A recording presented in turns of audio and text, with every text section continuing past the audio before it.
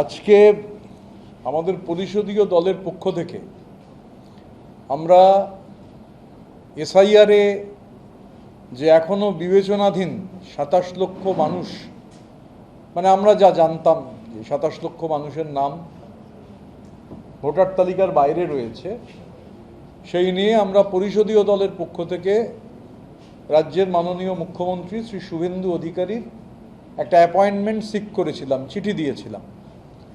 তিনি আমাদের আজকে অ্যাপয়েন্টমেন্ট দিয়েছিলেন। তার ভিত্তিতে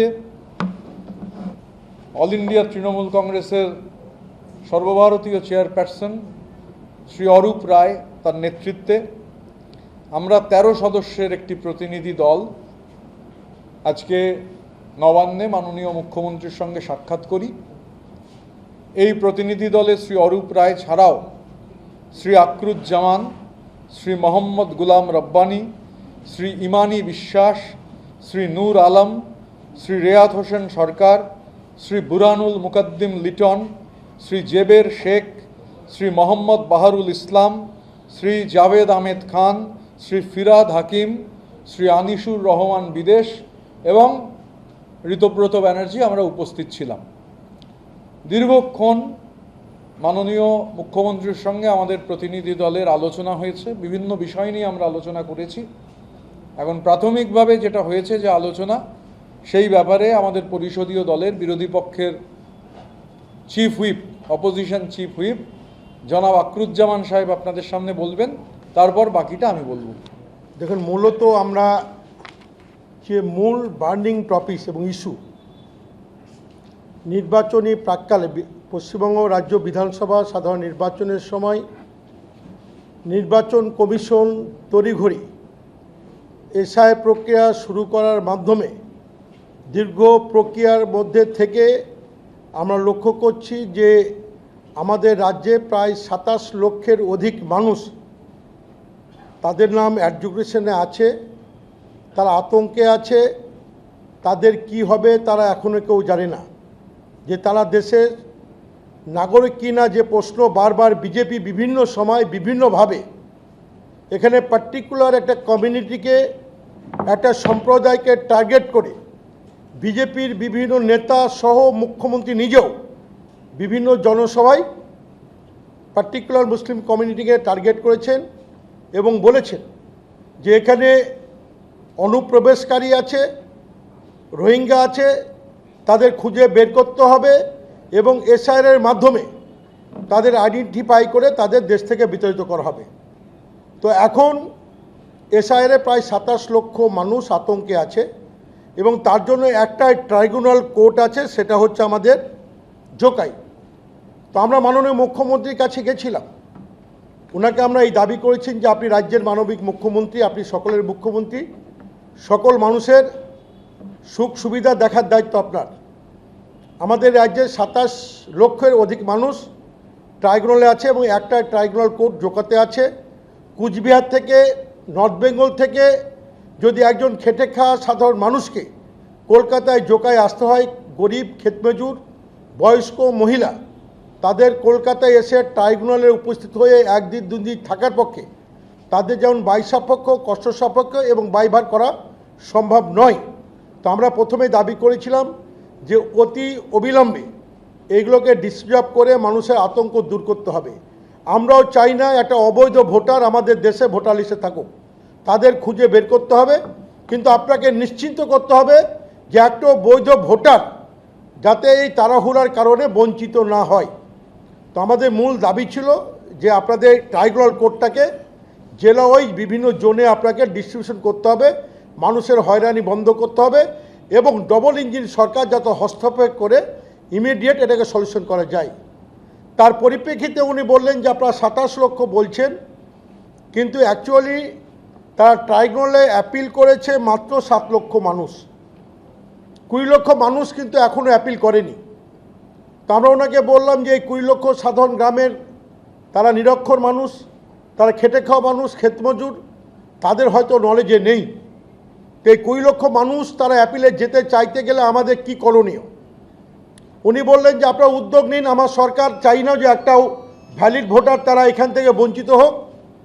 তো আমরা সেখান থেকেই আমরা সিদ্ধান্ত নিয়েছি যে 20 লক্ষ মানুষ আমরা নির্বাচন কমিশনকে, আমাদের পরিষদ দলের যিনি নেতা ঋতব্রত ব্যানার্জি নির্বাচন কমিশনকে ইমিডিয়েট চিঠি লিখে এই যে 20 লক্ষ মানুষ যারা অ্যাপিল করেননি তাদের তালিকাটা আমরা নিয়ে এসে আমরা তৃণমূল কংগ্রেসের পক্ষ থেকে এবং তৃণমূল কংগ্রেস পরিষদ দলের পক্ষ থেকে আমরা হাইকোর্টে এটাকে মুভ করব এবং হাইকোর্টের কাছে আমরা টাইম চাইব, অ্যাপিল করব যে যারা এই সুযোগ থেকে বঞ্চিত হয়েছে তাদের অজান্তে তারা গ্রামের নিরক্ষর মানুষ এবং এই জায়গাতেও আমরা সরকারের সহায়তা আমরা চেয়েছি।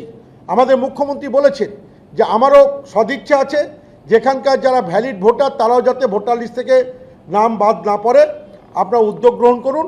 আমরা আপনাদের সঙ্গে এই জায়গাটা যতটুকু পারি আমরা মানবিক দিক দিয়ে আমরা এখানকার ভ্যালিড ভোটার যাতে এখানে আসতে পারে তাই আমরা সেই দিকে এগোচ্ছি।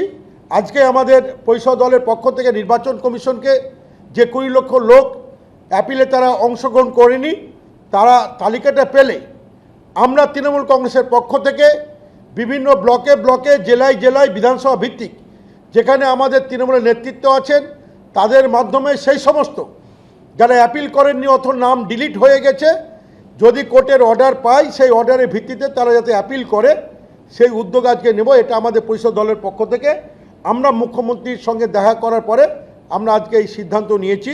এর বাইরেও অনেক কিছু আলোচনা হয়েছে, আমাদের মসজিদ থেকে মাইক খুলে দেওয়া হচ্ছে, এই ব্যাপারে আমাদের বিরোধী দলনেতা ঋতব্রত ব্যানার্জি আরও অনেক কিছু যখন আমরা মুখ্যমন্ত্রীর কাছে যাই তখন আমাদের শুধু এসআইআর নয় ধর্মীয় স্থান থেকে মাইক খুলে দেওয়া সহ আরও বিভিন্ন ইস্যুতে চর্চা হয়েছে।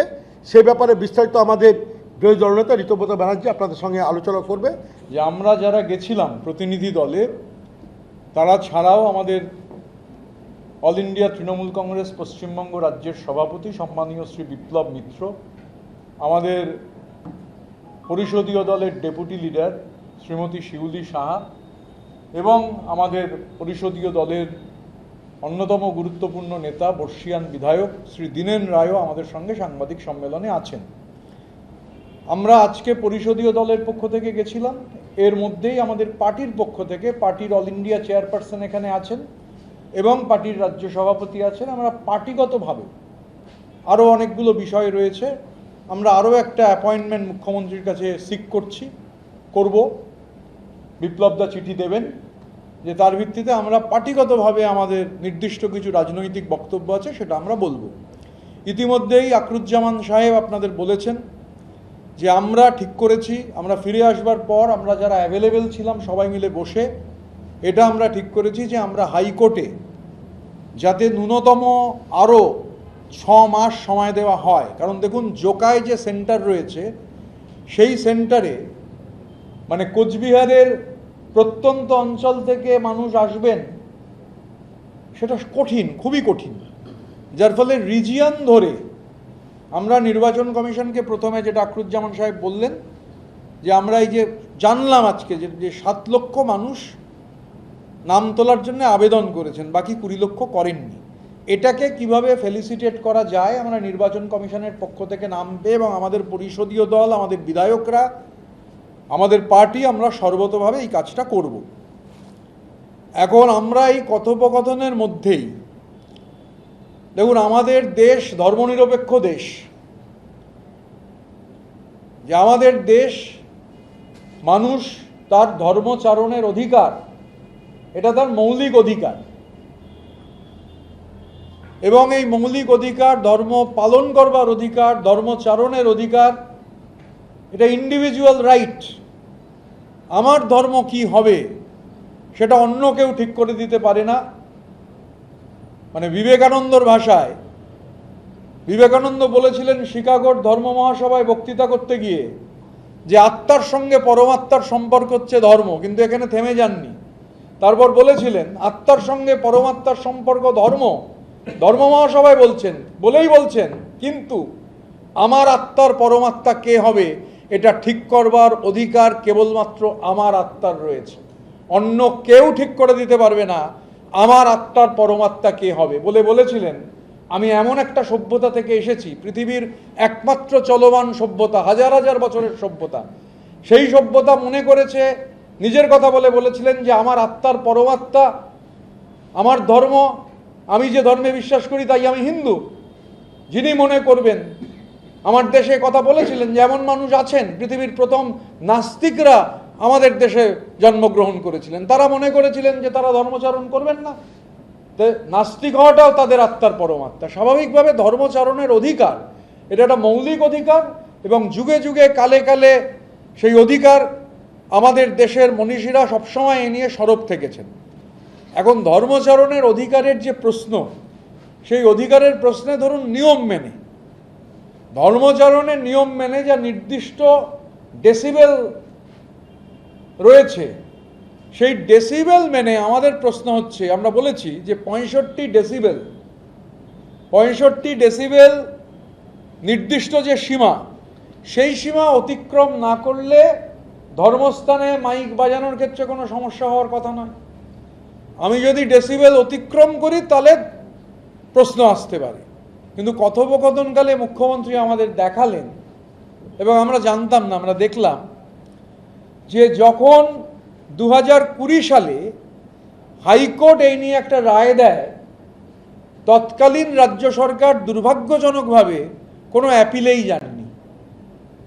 2020 সালে এই স্পেসিফিক এই মাইক খোলা নিয়ে যখন একটা রায় হয় আদালতে, যে আদালতে যাওয়ার মানে যে মামলার মেনটেনেবিলিটি নেই সে নিয়েও আদালতে চলে যাচ্ছে, অথচ এইরকম একটা বিষয় ধর্মচারণের অধিকার ঘটনাচক্রে 2020 সালে তৎকালীন সরকার তার অ্যাপিলে যাননি। আমরা ঠিক করেছি, আমাদের নেতা অরূপ রায় এবং বিপ্লব মিত্র আমাদের সঙ্গে আছেন, আমরা ঠিক করেছি, আমরা অল ইন্ডিয়া তৃণমূল কংগ্রেসের পক্ষ থেকে আমরা অ্যাপিল তো এখন আর করা যাবে না, অ্যাপিলের টাইম পেরিয়ে গেছে। 2020 সালে অ্যাপিল করবার কথা ছিল, এখন অ্যাপিল করবার কোনো সুযোগ নেই।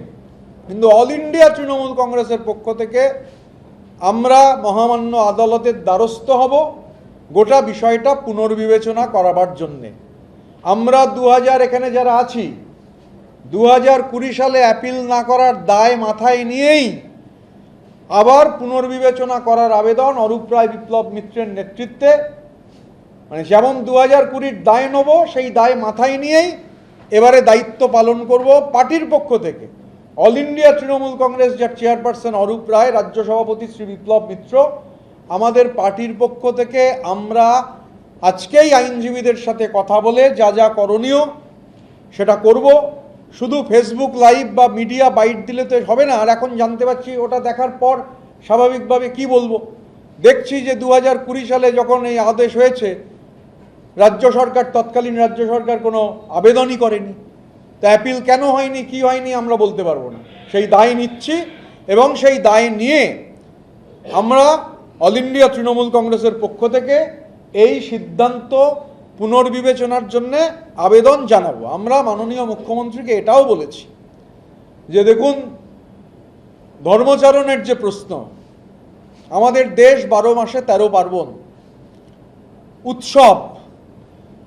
এবারে ধরুন সকালবেলা যারা ইসলাম ধর্মাবলম্বী মানুষ, সকালবেলা যে ফজরের নামাজ হয়, বিশেষ করে পবিত্র রমজান মাসে যখন সেহেরি, সারাদিনের যে উপবাস হবে তার আগে, ফজরের নামাজের আগে যে সেহেরি, তার যে আহ্বান আসবে, ঘুম ভাঙানোর আহ্বান, সেটা তো মাইকের মধ্যে দিয়েই আসতে হবে। সেহেরি ছাড়া পবিত্র রমজান মাস অসম্পূর্ণ। যারা উপবাসে থাকবেন তারা সেহেরির পর ফজরের নামাজে যাবেন, আর তারপর সন্ধ্যেবেলা আবার মাগরিবের নামাজ।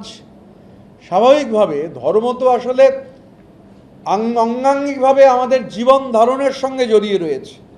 তা আমরা এটা মাননীয় মুখ্যমন্ত্রীকে বলেছি, এবং আমরা কোর্টেও এই বিষয়টি রাখবো, আইনজীবীদের সাথে কথা বলবো। আমরা এখানে বিপ্লবদা, অরূপদা এরা আইনজীবী, কিন্তু আমরা তো বাকিরা কেউ আইনজীবী নই।